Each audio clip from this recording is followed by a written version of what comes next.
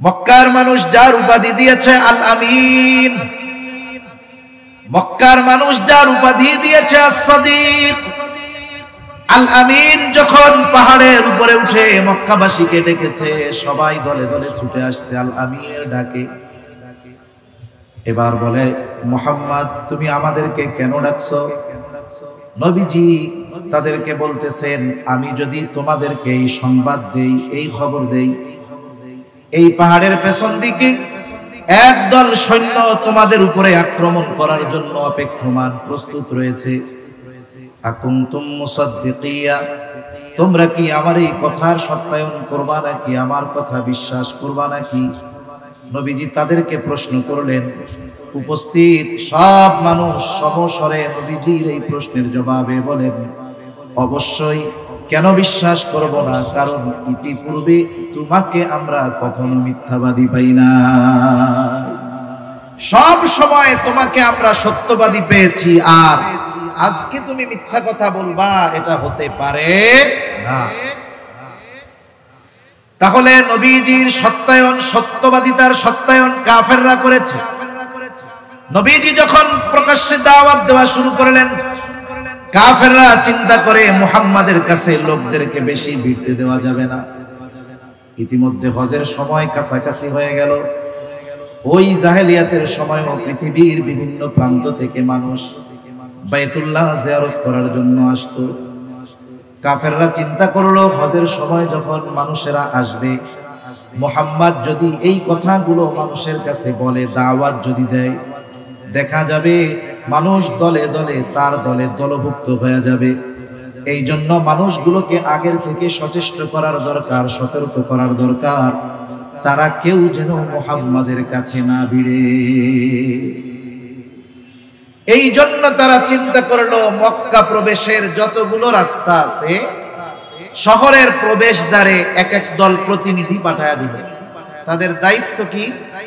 তাদের দায়িত্ব হলো যে ওই রাস্তা দিয়ে যারা আসবে তাদেরকে তারা মুহাম্মদ সাল্লাল্লাহু আলাইহি ওয়াসাল্লামের ব্যাপারে সতর্ক করে দিবে।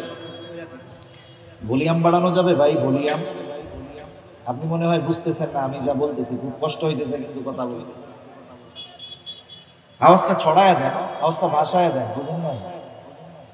অনেক কষ্ট হচ্ছে, শক্তি লাগতেছে, এত শক্তি দিয়ে কথা তো আমি বলতে পারি না, গলায় তো বসে গেছি, ছড়ায় না। মক্কার প্রত্যেকটা প্রবেশদ্বারে এক এক গ্রুপকে দাঁড় করায় দিয়েছে। এক রাস্তার প্রবেশ মুখে দাঁড়িয়ে আছে একদল মানুষেরা, যারাই আসে তাদেরকে সতর্ক করে দিয়ে বলে, শোনো, মক্কায় একজন মানুষ আছে, তার নাম হলো মুহাম্মদ, খবরদার, সে কিন্তু একজন গণক, তার ধারের কাছেও তোমরা যাবা না। আর এক রাস্তার মুখে দাঁড় করিয়ে দিয়েছে আর এক দল, যারাই আসে তাদেরকে সতর্ক করে দিয়ে বলে, শোনো, মক্কায় একজন মানুষ আছে, তার নাম হলো মুহাম্মদ, সে কিন্তু গণক, তার ধারের কাছে তোমরা যাবা না। আর এক রাস্তায় আর এক গ্রুপ দাঁড় করায় দিয়েছে, যারাই আসে তাদের কাছে সে উচ্চ আওয়াজে তারা ঘোষণা করে বলে, শোনো, মক্কায় একজন মানুষ আছে মুহাম্মদ, খবরদার, তার কাছে তোমরা যাবা না, সে কিন্তু একজন কবি। আর এক প্রবেশদ্বারে আর এক গ্রুপ দাঁড়ানো, যারাই আসে সতর্ক করে দেয়, শোনো, মক্কায় একজন মানুষ আছে, তার নাম হলো মুহাম্মদ, খবরদার, তার ধারের কাছে তোমরা যাবা না, সে কিন্তু একজন জাদুকর। যারাই আসছে প্রত্যেকের কানে কমপক্ষে একটা শব্দ পৌঁছিয়ে গেছে যে মক্কায় একজন মানুষ আছে, তার নাম মুহাম্মদ। দেখুক আর না দেখুক, নাম তো জানতে পারছে নাকি? নাম জানতে পারছে। মানুষের অভ্যাস হলো, মানুষকে যেই বিষয়ে মানা করা হয় ওইটার প্রতি তার আগ্রহ বেশি পয়দা হয়। যখন মানুষেরা একত্রিত হলো, চিন্তা করে মুহাম্মদ মনে হয় সাধারণ কোনো ব্যক্তি নয়, নাইলে সবাইকে কি মুহাম্মাদের ব্যাপারে সতর্ক করতো নাকি? এইবার মানুষদেরকে মুহাম্মাদের কাছে যাইতে মানা করা হলো, আর মানুষেরা খুঁজতেছে কোথায় মুহাম্মাদকে পাওয়া যায়। কেউ গেছে জাদু দেখার জন্য, কেউ গেছে কবিতা শোনার জন্য, কেউ গেছে পাগল দেখার জন্য, কেউ গেছে গণক মনে কইরা গণকের কাছে। বলেন তো আমার আপনার নবী কি জাদুকর? আমার আপনার নবী পাগল? আমার আপনার নবী কি কবি? আমার আপনার নবী কি গণক? আমার আপনার নবীর কাছে এইসব কিছুই নাই। তবে একটা জিনিস আমার আপনার নবীর কাছে ছিল, আছে, সেটা হলো কোরআন। আলহামদুলিল্লাহি ওয়া কাফা ওয়া সালামুন আলা ইবাদিহিল্লাযীনা ইসতাফা। আম্মা বা'দু ফাআউযু বিল্লাহি মিনাশ শাইতানির রাজীম।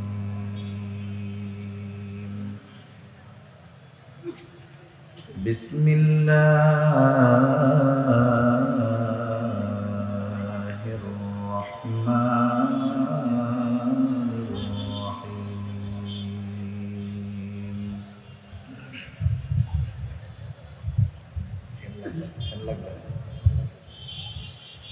وإنك لعلى خلق عظيم.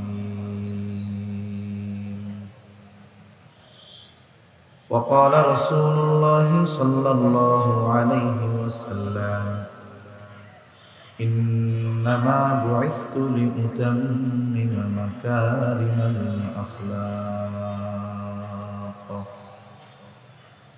أو كما قال النبي صلى الله عليه وسلم. صدق الله العلي العظيم وصدق رسوله النبي الكريم. سبحانك لا علم لنا إلا ما علمتنا إنك أنت العليم الحكيم. আমরা মহব্বতের সাথে সবাই দুরূদ শরীফ পাঠ করি। আল্লাহুম্মা সাল্লি আলা মুহাম্মাদিন ওয়া আলা আলি মুহাম্মাদ কামা সাল্লাইতা আলা ইব্রাহিম ওয়া আলা আলি ইব্রাহিম ইন্নাকা হামিদুম মাজিদ। আল্লাহুম্মা বারিক আলা মুহাম্মাদিন ওয়া আলা আলি মুহাম্মাদ কামা বারাকতা আলা ইব্রাহিম ওয়া আলা আলি ইব্রাহিম ইন্নাকা হামিদুম মাজিদ। আলহামদুলিল্লাহ, ঐতিহ্যবাহী সিরাজগঞ্জ জেলার অন্তর্গত উল্লাপাড়া উপজেলা উলামা পরিষদের উদ্যোগে আয়োজিত বার্ষিক ইসলামী সম্মেলনের সম্মানিত শ্রদ্ধেয় সভাপতি, প্রধান মেহমান, বিশেষ মেহমান বৃন্দ সহ সম্মানিত শ্রদ্ধেয় উলামায়ে কেরাম, সামনে উপস্থিত মুরব্বিয়ানে কেরাম, সমবয়সী যুবক বন্ধু, স্নেহের ছোট ভাই এবং মাইকের আওয়াজ যত দূরে যায় স্ব স্ব স্থানে অবস্থানরতা সম্মানিত শ্রদ্ধেয় মা ও বোন, দয়াময় আল্লাহ রাব্বুল আলামিনের দরবারে অগণিত শুকর যে মহান মালিক আমাদের হায়াতে বরকত দিয়ে সুস্থ রেখে তার মহান হুকুম এশার নামাজের পরে দুনিয়ার সর্বোত্তম মজলিস, হাদিসের ভাষায় জান্নাতের বাগানে আসার বসার, কিছু কথা বলবার এবং শ্রবণ করবার সুযোগ যে মহান মনিব দান করেছেন, সে মহান মনিবকে খুশি করার জন্য মহব্বতের সাথে জবান খুলে অন্তর থেকে আমরা একবার কালিমাতুশ শুকর পাঠ করি। আলহামদুলিল্লাহ। অগণিত দুরূদ ও সালাম সাইয়্যিদুল আম্বিয়া, আশরাফুল আম্বিয়া, খাতামুল আম্বিয়া, ইমামুল মুরসালিন, রাহমাতুল লিল আলামিন মুহাম্মাদুর রাসূলুল্লাহ সাল্লাল্লাহু আলাইহি ওয়াসাল্লামের উপর আমি আপনাদের খেদমতে পবিত্র কোরআনুল কারীমের একটা আয়াত ও রাসূল আকরাম সাল্লাল্লাহু আলাইহি ওয়াসাল্লামের অগণিত হাদিস থেকে একটা হাদিস পাঠ করেছি। আল্লাহ তাআলার কাছে তৌফিক চাই, আল্লাহ তাআলা কিছু কথা আপনাদের খেদমতে আমাকে বলার সুযোগ দান করেন, যে কথাগুলো আমাদের সবার দুনিয়া এবং আখিরাতের জন্য কল্যাণকর হয়। সকলে বলি আমিন। মনিটরটার আওয়াজটা একটু বাড়ান, মনিটরের আওয়াজটা ছাড়েন, মনিটরের আওয়াজটা ছাড়েন না। সম্মানিত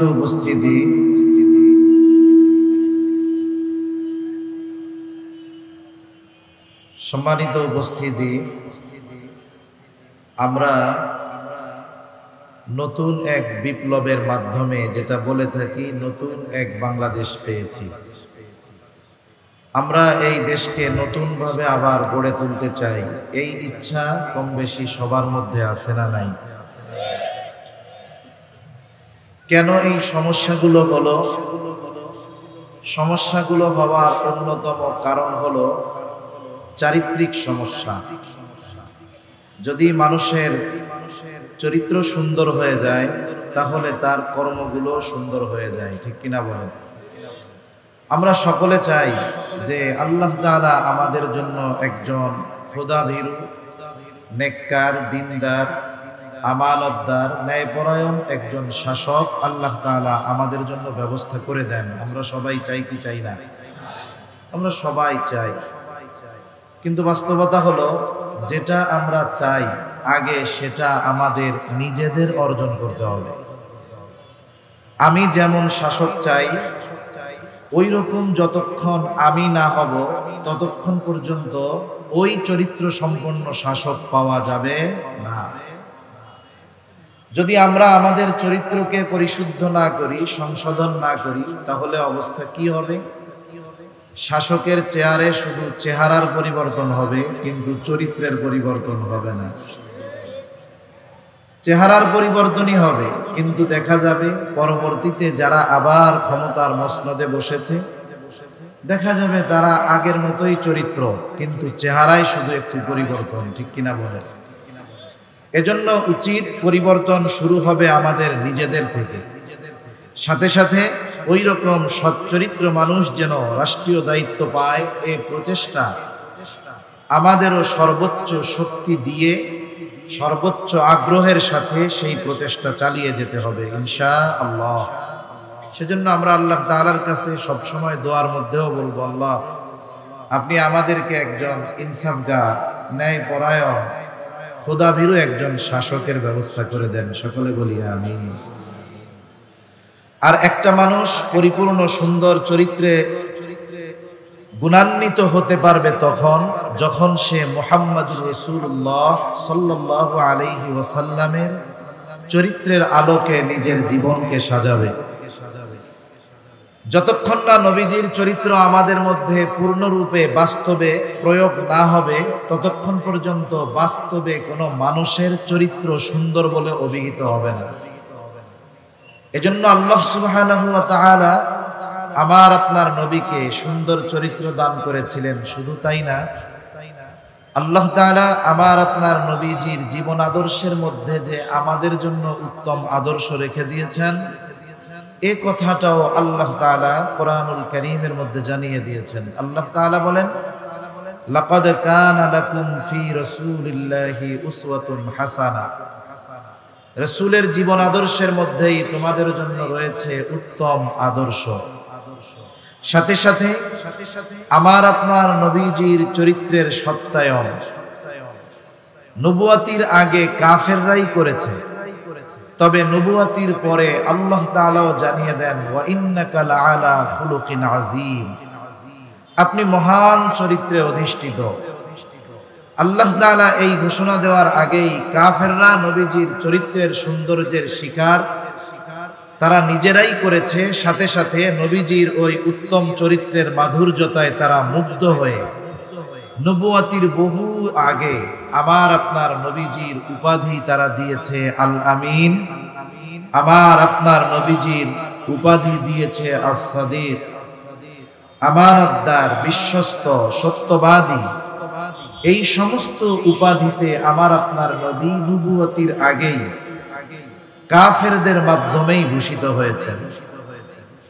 সম্মানিত উপস্থিতি, আমার আপনার নবীজির চারিত্রিক সৌন্দর্যের অন্যতম একটি দিক ছিল এটা, যে নবীজির চরিত্র সৌন্দর্যে শুধু নবুয়তির আগে ছিল তা নয়, নবুয়তির পরে হয়েছে তা নয়, বরং আমার আপনার নবীর চরিত্র নবুয়তির আগেও যেমন ছিল, পরেও তেমন ছিল। সুবহানাল্লাহ।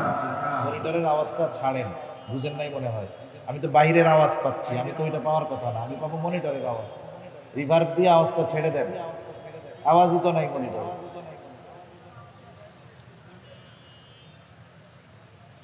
তাহলে আমার আপনার নবীজির চরিত্র নবুয়াতির পরেও যেমন ছিল, নবুয়াতির আগেও তেমন ছিল। তবে একটু তফাৎ তো আছে। তফাৎটা কি? একটা উদাহরণ দিলে বুঝতে সহজ হবে। মনে করেন একজন মানুষ বিদেশ থেকে একটা স্বর্ণের বার কিনে আনছে, অথবা স্বর্ণের বিস্কিট, যা বলে বলে স্বর্ণের বার বা বিস্কিট কিনে এনেছে। 10 বছর আগে ওই স্বর্ণের বারটা কিনে এনে ঘরের মধ্যে রেখে দিয়েছে, ব্যবহারও করে নাই, ওটা দিয়ে কোনো অলংকারও বানায় নাই। বলেন তো 10 বছর এই জিনিসটা অব্যবহৃত ছিল, ঘরের মধ্যে ছিল। 10 বছর আগে যখন উনি ওই স্বর্ণের বারটা কিনেছেন, তখন ওইটার উজ্জ্বলতা যেমন ছিল, 10 বছর পরে উজ্জ্বলতা কি ওই রকম থাকবে নাকি? থাকবে না, উজ্জ্বলতা হারিয়ে যাবে। দেখে মনে হবে হয়তো কোনো পিতলের টুকরা বা তামার টুকরা, এরকম মনে হতে পারে। কিন্তু বলেন তো, উজ্জ্বলতা থাক আর না থাক, দাম কি কমে যাবে নাকি?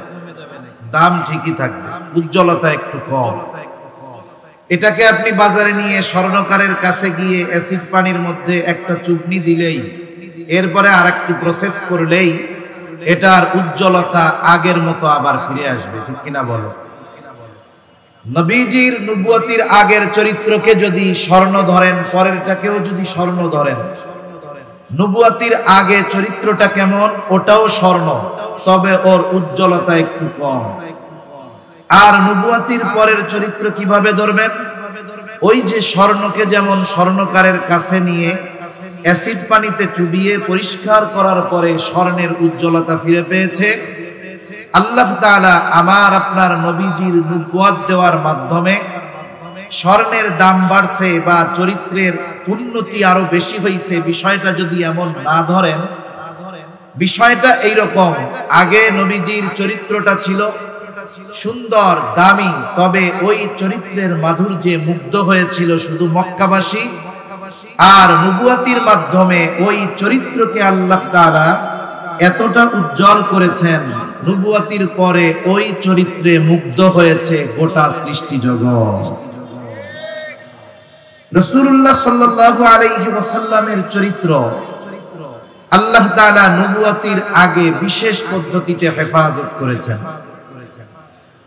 নবুয়তির পরে আমার আপনার নবীর মাধ্যমে যত কিছু নিষিদ্ধ করা হয়েছে, তথা শরীয়তে ইসলামে যত কিছু নিষিদ্ধ করা হয়েছে, নবুয়তির আগে আমার আপনার নবীজির মাধ্যমে ওই রকম কোনো কিছু সংগঠিত হয় নাই। যেমন আমার আপনার নবী নবুয়তির আগে কোনোদিন গান বাদ্যের মজলিসে বসেন নাই। মদ হারাম হয়েছে নবুয়তির পরেই নয়, নবুয়তির পরে ওই সময়ও মানুষেরা মদ পান করত, হারাম হয় নাই। তারপরে আল্লাহ তাআলা 4 ধাপে মদকে হারাম করেছেন। নবুয়তির আগে মদ্যপান তো বহুদূর, নবুয়তির পরে মদ্যপান তো বহুদূর। আমার আপনার নবী নবুয়তির আগে কোনোদিন মদ পান তো বহু দূরের কথা, মদের মজলিসেও কোনোদিন নবীজি বসেন নাই। সুবহান। কাফেররা বলতে পারবে না, আসে না আওয়াজ, না হইলে এরকমই থাক, নড়াচড়ার দরকার থাক। কাফেররা একথা বলতে পারবে না যে নবুয়তির আগে নবীজি কোনোদিন মদ পান করেছেন। কাফেররা একথা কোনোদিন বলতে পারবে না নবুয়তির আগে নবীজি কোনোদিন মিথ্যা কথা বলেছেন। আল্লাহ তাআলা হেফাজত করেছেন কেন? বুজুর্গানে দিন বলেন, হেফাজত করার তো অনেক কারণ, এর মধ্যে একটা কারণ হলো স্বাভাবিকভাবে মানুষের অভ্যাস হলো, একটা মানুষ যদি আগে খারাপ থাকে, মন্দ থাকে, পাপাচারে লিপ্ত থাকে, এই মানুষটা মনে করেন দাওয়াত ও তাবলীগের মেহনতে গিয়ে ভালো হয়ে গেছে, অথবা হক্কানি পীর মাশায়েখের সোহবতে গিয়ে ভালো হয়ে গেছে, গুনাহ ছেড়ে দিয়েছে, পাপ ছেড়ে দিয়েছে, তাবলীগে 3 চিল্লা সময় দিয়ে এসে সে এখন মোটামুটি দেখলে তাকে মাদ্রাসার প্রিন্সিপাল মুহতামিম মনে হয়। তাহলে আগে যখন সে গিয়েছিল মুখে দাড়ি ছিল না, এখন আসছে মুখের মধ্যে দাড়ি। আগে যখন গিয়েছিল ছোট জামা গায়ে দিয়ে, এখন গেছে আসছে লম্বা জামা গায়ে। আগে ছিল খালি মাথা, এখন তার মাথায় পাগড়ি টুপি। আগে যেই পাপ কাজগুলো সে করত, এখন সে পাপ কাজগুলোর সাথে সে সম্পর্ক রাখেই না। এই ব্যক্তির তাবলীগের সময় দেওয়ার আগের চরিত্র আর পরের চরিত্র কি এক নাকি? আগে সে যেটা করত, তাবলীগের সময় দেওয়ার পরে সে ওইটা করতে দেখলে কষ্ট পাবে। আগে যেটাকে সে পছন্দ করত, দ্বীনের পথে আসার পরে সে ওটাকে অপছন্দ করবে। আগে সেটা যে নিজে করত, তাওবা করে ভালো হয়ে যাওয়ার পরে ওই কাজটা আরেকজন করলেও তার ভালো লাগবে না। সে মনে করেন নামাজের দিকে যাচ্ছে, পাশে এক দোকান, এই দোকানে বসে সেও এক সময় আড্ডা দিত, সেও এক সময় গল্প গুজব করত, বিড়ি সিগারেট খাইত। সে দোকানের দিকে তাকিয়ে দেখে ওই দোকানে শুধু সে নাই, বাকি সবাই আছে। টেলিভিশনও চলতেছে, ওইখানে বিড়ি সিগারেটও চলতেছে, মিথ্যা গল্পের সয়লাভ চলতেছে। এটা দেখে সে একটু মনক্ষুণ্ণ হলো, কষ্ট লাগলো যে এই মানুষগুলোর সাথে আমি এক সময় ছিলাম, এখন আল্লাহ তাআলা আমাকে সঠিক পথে পরিচালিত করেছেন তার দয়ায়। আমার এই ভাইগুলো, আমার এই চাচা, আমার এই দাদা, আমার এই বন্ধু, এরাও যদি নামাজি হয়ে যেত, মসজিদমুখী হয়ে যেত, আমার খুব ভালো লাগতো। এই চিন্তা করে দোকানের মধ্যে তিনি একটু দাওয়াত দেওয়া শুরু করলেন। সবাইকে উদ্দেশ্য করে বলতেছেন যে হায়াত এটা সীমিত, সীমিত কালের জন্য আমরা দুনিয়াতে এসেছি, কিন্তু আখিরাত এটা অনন্তকাল, যার শুরু আছে শেষ নাই। এই দুনিয়ার সামান্য পাপে ডুবে আমরা অনন্তকালের আখিরাতকে যেন না হারাই। আসেন আমরা সবাই নামাজের দিকে যাই, বিড়ি সিগারেট খাওয়া বাদ দেই, গীবত করা বাদ দেই, চোখের গুনাহ বাদ দেই, জবানের গুনাহ বাদ দেই। এই যে কথাগুলো সে মানুষদেরকে বলেছে, বলেন তো ভালো কথা না মন্দ কথা? নিঃসন্দেহে ভালো কথা। কিন্তু আমাদের সমাজে ভালো মানুষ যদি কাউকে ভালো কথা বলে, সবাই ভালোভাবে নেয় না। আর এই লোকটা তো ৩-৪ মাস আগে নিজেই এই কাজগুলো করত। যখন এই কাজগুলোর ব্যাপারে মানুষকে মানা করবে, সাধারণভাবে মানুষ দুই ভাগে বিভক্ত হয়ে যাবে। একদল বলবে হ্যাঁ কথা ভালো, আর একদল বলবে মিয়া এত বুজুর্গি দেখায়ও না তো, ৪ মাস আগে তোমার জ্বালায় আমরা টিকতে পারি নাই, আমরাও আল্লাহ চাইলে এক সময় ভালো হয়ে যাবো না, এত ওয়াজ নসিহতের দরকার নেই। এইরকম বলা লোক সমাজে আছে না নাই? তাহলে শরীয়তে ইসলামে যেই জিনিসগুলো হারাম নিষিদ্ধ, এইরকম কোন কাজ যদি নবীজির দ্বারা নবুয়তির আগে সংগঠিত হতো, কাফেররা এই কথা বলতো যে মুহাম্মদ এখন তুমি আমাদেরকে এই সব করতে মানা করো, কয়দিন আগে তুমিও তো এইগুলা করছিলে, ঠিক কিনা বলেন? এই কথাটা বলার সুযোগ আল্লাহ তাআলা আমার আপনার নবীর ব্যাপারে কাফেরদেরকে দেন নাই। নবীজিকে আল্লাহ তাআলা হেফাজত করেছেন কেমনে? নবুয়তির আগে একটা ছোট্ট ঘটনা বললে বুঝতে সহজ হবে। নবীজি তখন বালক, 10, 11, 12 বছর বয়স। নবীজি বলেন মক্কার মধ্যে বড় একটা বিবাহ অনুষ্ঠানের আয়োজন হলো। মক্কার সবাইকে ওই বিবাহে দাওয়াত দেওয়া হলো। বিবাহের মূল আকর্ষণ হলো রাতের বেলা খাবার দাবারের শেষে সারা রাত ব্যাপী নাচ গানের অনুষ্ঠান হবে। এটা মূল আকর্ষণ। খাওয়া দাওয়া শেষ, সকলে অপেক্ষা করতেছে কখন সেই অনুষ্ঠান শুরু হবে। ইতিমধ্যে একজন ঘোষণা দিচ্ছে তোমরা দ্রুততার সাথে ওই জায়গায় জড়ো হও, ওইখানে এখন নাচ গানের অনুষ্ঠান শুরু হয়ে যাবে। যখন আহ্বানকারী আহ্বান করছে, একেবারে দলে দলে সবাই কে কার আগে গিয়ে জায়গা দখল করবে এই চিন্তায় আছে। কারণ আগে গেলে দেখা যাবে ভালো মতো, শোনা যাবে ভালো মতো। দুনিয়াও এরকম। দ্বীনি মজলিস গুলায় অনেক সময় মানুষ সামনে ফাঁকা রেখে পেছনে বসে, কিন্তু গুনাহের মজলিসে 80 বছরের বৃদ্ধ অনেক সময় 20 জনের কাঁধে ভর করে একেবারে সামনে এসে কেমনে বসবে এই চিন্তা করে। আবার যদি কেউ বলে যে এই কাজটা তো ভালো না, এরকম ভাবে গাড়ে পাড়া দিয়ে এসে বসলেন, বলে মুইরাই তো যাবো কয়দিন পরে, একটু দেখালো, তোমরা পয়সা থাকলে আরো দেখতে পারবা। সবাই হুড়মুড় করে দৌড় শুরু করছে, কে কার আগে গিয়ে বসবে। রাসূলুল্লাহ সাল্লাল্লাহু আলাইহি ওয়াসাল্লামের সাথে যারা ছিলেন তারা নবীজিকে ডাকতেছে, মুহাম্মদ আসো, তাড়াতাড়ি চলো, আগে না গেলে যায় বসতে পারবো না, জায়গা পাবো না। নবীজি তখন বলেন যে আমার দু চোখ জোরে ঘুম চলে আসছে, গোটা দেহে ক্লান্তি পেয়ে বসছে, ওরা আমাকে ডাকে কিন্তু আমাকে এমন ভাবে ঘুম পেয়ে বসছে আমি আর নড়তে পারতেছি না। নবীজি বলেন আমি ওই বাড়ির এক পাশে ঘুমিয়ে পড়লাম, তারা সবাই ওই মজলিসে চলে গেছে। সারা রাত পার হয়ে গেছে, অনুষ্ঠান শেষ, সকলে সকলের বাড়িতে চলে গেছে। সকাল বেলায় সূর্য যখন উঠেছে, সূর্যের আলো যখন আমার চোখের উপরে পড়ছে, এরপরে আমার ঘুম ভেঙেছে। গত রাত্র ব্যাপী কি হয়েছে আমি কিছুই টের পাই নাই। সুবহান। তাহলে আল্লাহ তাআলা আমার আপনার নবীকে বিভিন্ন পদ্ধতিতে নবুয়তির আগে ওই সমস্ত বিষয় থেকে আল্লাহ তাআলা হেফাজত করেছেন। এমন এক চরিত্র আমার আপনার নবী। আমার আপনার নবীর চারিত্রিক সত্যায়ন কাফেররা দিতে বাধ্য হয়েছে। নবীজির ব্যাপারে কাফেররা কখনো চারিত্রিক অপবাদ দেওয়ার দুঃসাহস করতে পারে নাই। বারবার নবীজিকে হত্যা করার অপচেষ্টা তারা করেছে, কিন্তু নবীজির ব্যাপারে চারিত্রিক ব্যাপারে অপবাদ দেওয়ার দুঃসাহস তারা করতে পারে নাই। মানুষদেরকে নবীজির থেকে ফিরিয়ে রাখার জন্য কাফেররা নবীজির ব্যাপারে সাধারণত 4টা শব্দের ব্যবহার বেশি করত। কয়টা শব্দ? একটু জোরে বলেন না, কয়টা শব্দ? 4টা শব্দের ব্যবহার বেশি করত। নবীজির ব্যাপারে তারা বলতো মুহাম্মদ পাগল, তারা বলতো তিনি জাদুকর, তারা বলতো তিনি গণক, তারা বলতো তিনি কবি। এই 4টি শব্দ নবীজির ব্যাপারে বেশি ব্যবহার করত। নবীজি যখন 3 বছর গোপনে দাওয়াত দিয়েছেন, গোপনে 3 বছর দাওয়াত দেওয়ার পর আল্লাহ তাআলার পক্ষ থেকে আদেশ এসেছে, এখন আর গোপনে দাওয়াত দেওয়া হবে না, এখন প্রকাশ্যে দাওয়াত দিতে হবে।